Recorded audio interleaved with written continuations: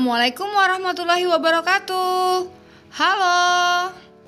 Kali ini kita masih mempelajari materi bab 7 ya, tentang tekanan zat dan penerapannya dalam kehidupan sehari-hari. Video pembelajaran sebelumnya kita sudah mempelajari tentang tekanan zat padat, tekanan zat cair, dan tekanan zat gas. Nah, kali ini kita akan mempelajari tentang aplikasi konsep tekanan zat pada makhluk hidup. Kita mulai ya. Konsep tekanan juga terdapat pada makhluk hidup. Misalnya pada mekanisme pengangkutan air dan nutrisi pada tumbuhan, tekanan darah manusia, dan tekanan gas pada proses pernapasan. Yang pertama, pengangkutan air dan nutrisi pada tumbuhan.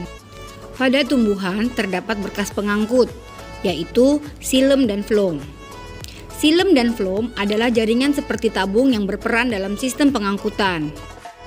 Air dan mineral dari dalam tanah akan diserap oleh akar, kemudian diangkut melalui xilem ke bagian batang dan daun tumbuhan. Zat makanan yang dibuat di daun akan diangkut melalui floem ke bagian lain tumbuhan yang memerlukan zat makanan. Jadi, fungsi xilem adalah mengangkut air dan mineral dari dalam tanah oleh akar, kemudian diangkut melalui xilem ke bagian batang dan daun tumbuhan. Sedangkan fungsi floem adalah mengangkut zat makanan yang dibuat di daun menuju seluruh tubuh tumbuhan yang memerlukan zat makanan. Bagaimanakah cara pengangkutan air pada tumbuhan? Perhatikan gambar berikut ini. Pada tumbuhan terdapat akar yang memiliki xilem.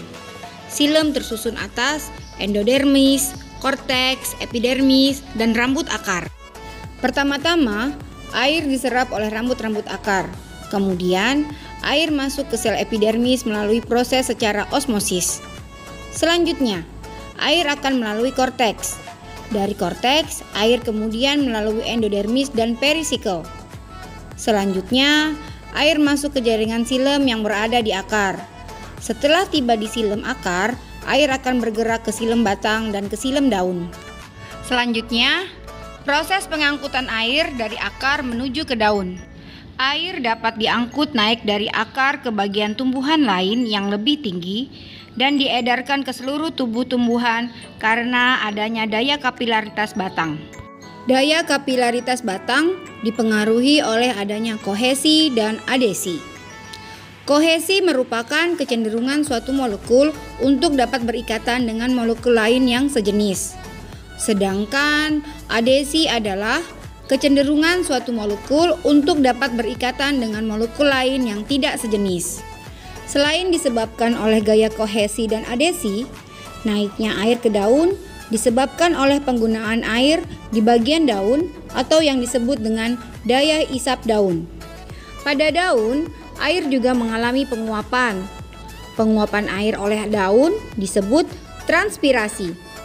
Penggunaan air oleh bagian daun akan menyebabkan terjadinya tarikan terhadap air yang berada pada bagian xilem, sehingga air yang ada pada akar dapat naik ke daun. Berikutnya, pengangkutan nutrisi pada tumbuhan. Perhatikan gambar berikut ini. Semua bagian tumbuhan seperti akar, batang, daun, dan yang lainnya sangat memerlukan nutrisi. Agar nutrisi terpenuhi, diperlukan proses pengangkutan nutrisi berupa hasil fotosintesis ke seluruh tubuh tumbuhan. Pengangkutan hasil fotosintesis dari daun ke seluruh tubuh tumbuhan melalui pembuluh floem. Berikutnya, pengangkutan zat-zat hasil fotosintesis. Pengangkutan zat-zat hasil fotosintesis dimulai dari sumbernya, yaitu daun atau daerah yang memiliki konsentrasi gula tinggi ke bagian tanaman lain yang dituju, atau daerah yang memiliki konsentrasi gula yang rendah dengan bantuan oleh sirkulasi air yang mengalir melalui pembuluh xilem dan pembuluh floem. Kita lanjutkan ya. Selanjutnya, tekanan darah pada sistem peredaran darah manusia. Tekanan yang terdapat pada pembuluh darah memiliki prinsip kerja yang sama seperti hukum Pascal. Hal ini dikarenakan tekanan pada pembuluh darah merupakan tekanan yang berada pada ruangan tertutup. Pada saat jantung memompa darah, darah akan mendapat dorongan sehingga mengalir melalui pembuluh darah. Nah, saat mengalir dalam pembuluh darah, darah memberikan dorongan pada dinding pembuluh darah yang disebut dengan tekanan darah. Agar tekanan darah tetap terjaga, maka pembuluh darah harus terisi penuh oleh darah.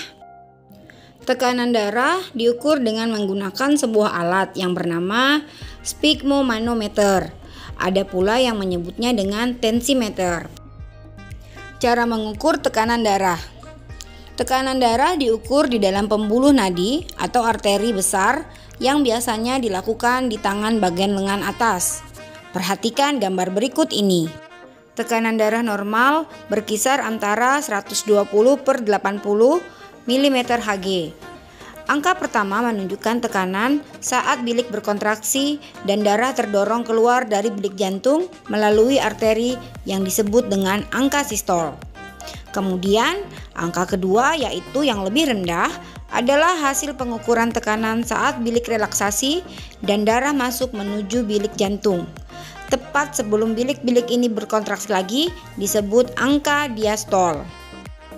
Pada proses pengukuran tekanan darah juga berlaku hukum Pascal.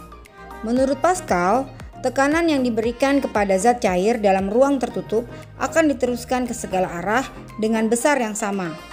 Dengan demikian, tekanan darah yang berada pada bagian aorta akan sama dengan tekanan yang ada pada arteri atau pembuluh nadi yang ada di lengan atas atau di bagian tubuh yang lainnya. Selanjutnya yang ketiga, tekanan gas pada proses pernapasan manusia. Perhatikan gambar berikut ini. Di dalam paru-paru, tepatnya di alveolus, terjadi pertukaran antara oksigen atau O2 dan karbon dioksida atau CO2. Setiap menit, paru-paru dapat menyerap sekitar 250 ml O2 dan mengeluarkan sebanyak 200 ml CO2. Pada proses pertukaran antara O2 dengan CO2 terjadi secara difusi, yaitu proses perpindahan zat terlarut dari daerah yang memiliki konsentrasi dan tekanan parsial yang tinggi ke daerah yang memiliki konsentrasi dan tekanan parsial yang rendah. Pada saat darah memasuki kapiler alveoli, CO2 yang terkandung dalam darah berdifusi menuju alveoli dan O2 yang terkandung dalam udara di alveoli berdifusi ke dalam darah.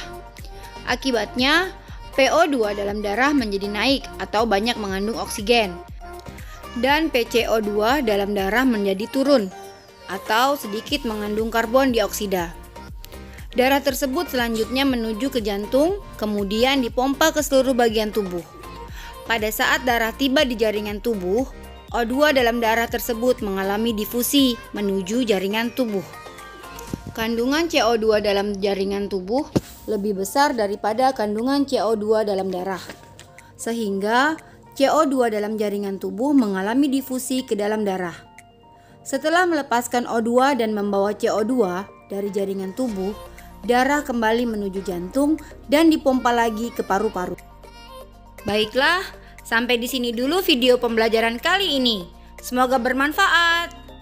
Tetap semangat belajar dari rumah. Selalu ingat pesan ibu, mencuci tangan, menjaga jarak, dan selalu memakai masker. Wassalamualaikum warahmatullahi wabarakatuh. Sampai jumpa.